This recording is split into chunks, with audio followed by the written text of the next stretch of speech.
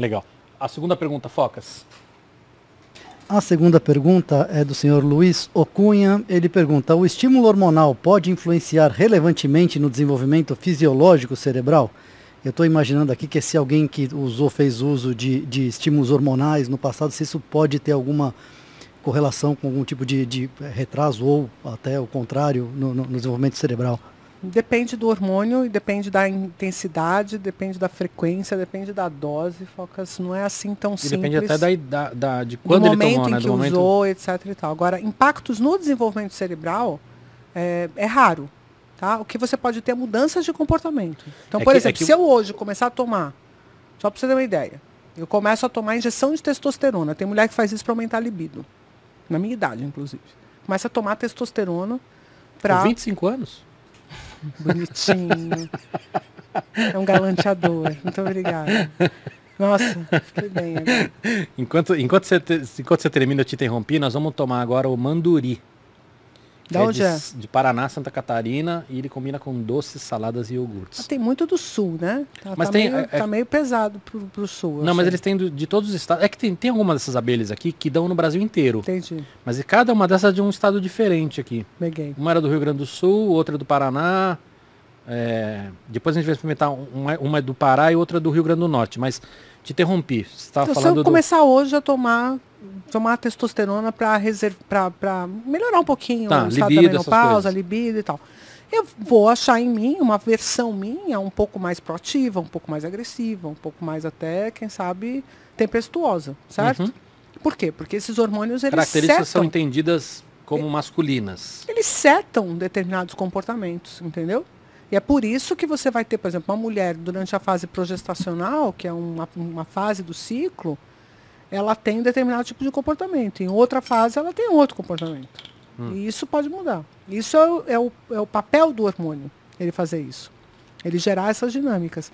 Agora, para que um hormônio altere o desenvolvimento cerebral, por exemplo, eu vou te dar um exemplo. Uma criança que nasce com pouco hormônio tireoidiano, um hipotireoidismo. Isso é um quadro que leva a uma deficiência mental. Certo? Por isso que a gente faz o teste do pezinho na criança quando ela nasce. Esse teste do pezinho é para detectar se ela tem normalidade tireoidiana, para a gente não correr o risco dela não desenvolver o cérebro. Então tem coisas bem pragmáticas. Mas só para entender a pergunta dele, quando ele fala de desenvolvimento, eu posso entender que o cérebro está em constante desenvolvimento, ou nós estamos falando daquela período até os 6 anos de idade, onde o cérebro está efetivamente se desenvolvendo? Tem desenvolvimento até 24, 25 anos. Tá? Mas a fase mais robusta de desenvolvimento cerebral, a gente diz que são os 1000 dias. Quem são esses 1000 dias? A vida intrauterina e os 2 primeiros anos de vida. Entendi. E tem diferença entre animal e ser humano ou não? Em relação a? Por exemplo, o que é sentimento? Adorei.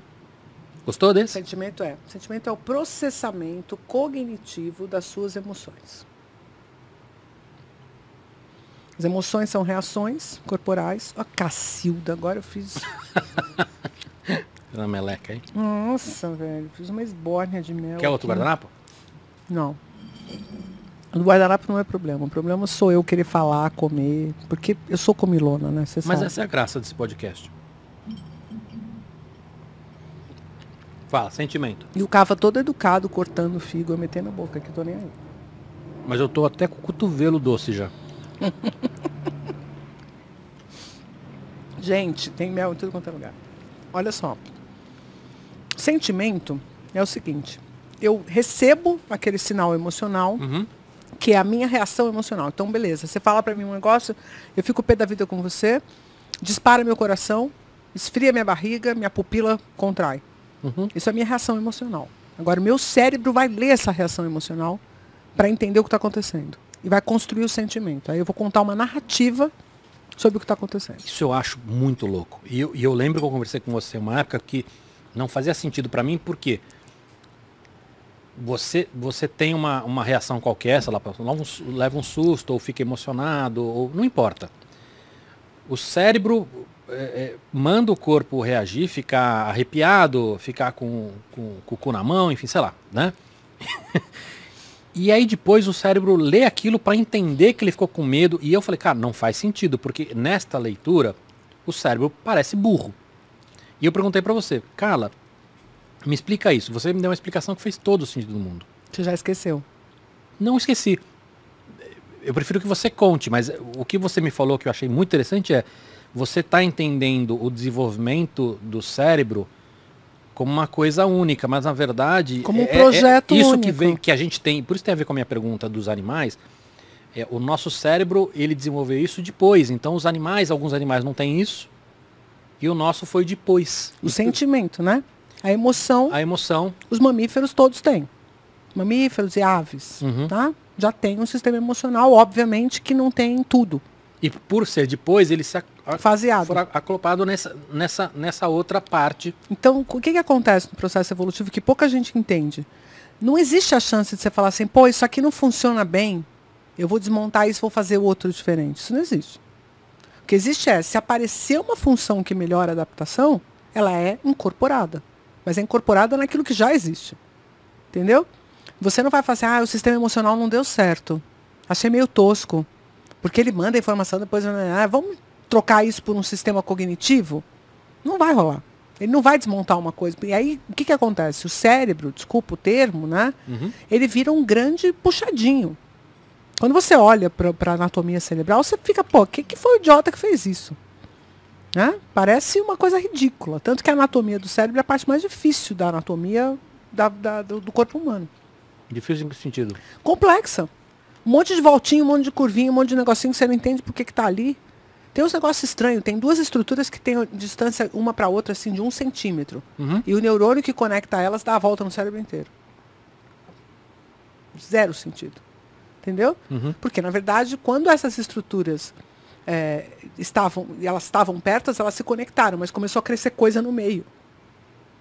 Essas coisas no meio afastaram essas duas estruturas. E elas foram ampliando até... Pensa uma coisa, a área do córtex que lê a visão fica aqui atrás. Você pô, puta coisa idiota. Por que não botou a área que lê aqui em cima? Não, mas dá um rolê. Passa no tálamo, passa no colículo, passa no tálamo, é rolê. Por quê? Porque são estruturas que foram sendo acumuladas na evolução. Então não é lógico, não é linear.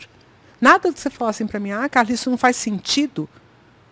Aí não interessa se faz sentido ou não. Porque a sua leitura de consciência sobre o processo cerebral não faz nenhum sentido. Porque a sua consciência é a cereja do bolo. Ela veio no último da história. Quando ela chegou, já estava tudo pronto.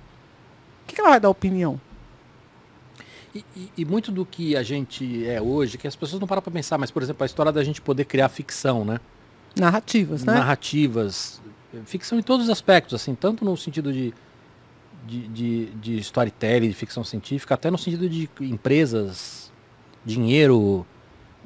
Isso é uma coisa que veio muito depois também. Sim. E toda essa capacidade de contar histórias está diretamente associado com... Olha que loucura, isso é uma coisa linda. O cérebro ele vai detectando atividade. Por exemplo, eu vejo uma caneta. Eu sou pequenininha, nunca vi uma caneta. Eu vejo uma caneta. Aí essa caneta tem formato, tem cor, tem um movimento, quando alguém escreve com ela, né? Tem a história da ponta pintar, eu me interesso por aquilo, eu vou pegando esses detalhes e vou somando isso em conexões nervosas até que eu consigo construir uma ideia de caneta dentro de mim. Só que, se eu fosse um animalzinho, eu só ia conseguir ativar esse circuito de caneta na presença da caneta. O que o ser humano aprendeu a fazer, o cérebro humano conseguiu fazer, é ativar o conceito de caneta na ausência da caneta. Que é um exemplo de ficção.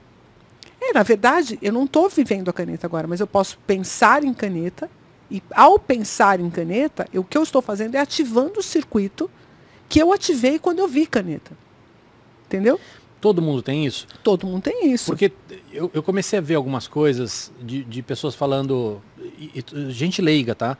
Mas no Twitter tá rolando muito isso, né? De pessoas, tanto aquela coisa de cor, que cor você vê aqui nesse vestido, nessas bobeiras, mas coisas do tipo de pessoas que não tem aquela vozinha interior. Tá, mas é porque você pode não ter isto na função auditiva, isso na função visual, tá. Entendeu? Você vai desenvolver essa capacidade. Eu, por exemplo, mas não tenho isso na função visual. Mas o macaco não tem isso? Tem pouquinho. Isso é chamado memória de trabalho. Eles já demonstram um pouquinho de memória de trabalho. que é a capacidade de manter a permanência de um estímulo na ausência dele. Quem que é o animal mais próximo da gente? Chimpanzé. É mesmo? Golfinho não? Não, o golfinho está bem longe. O golfinho, na verdade, eles são descendentes, né, eles são aparentados com os canídeos, com os cães. Né?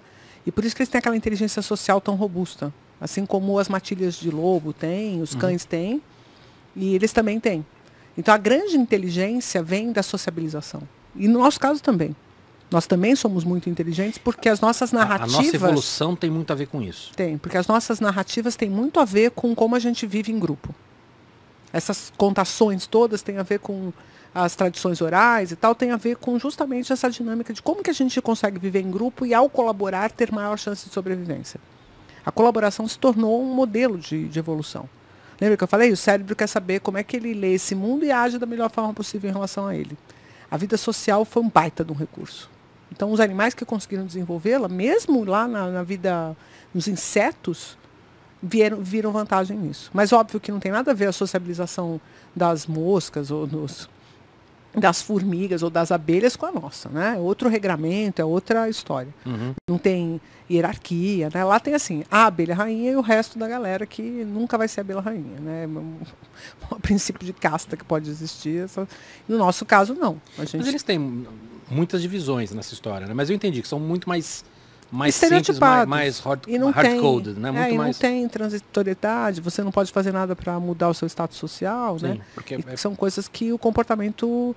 Você percebe o quanto que o comportamento é pressionado por isso? Tipo, eu faço uma leitura nesse ambiente, na nossa cultura, o que faz de mim uma pessoa que tem mais oportunidades, eu vou engajar nesses modelos de comportamento. Por isso que a sociedade pressiona modelos de comportamento, né? Legal.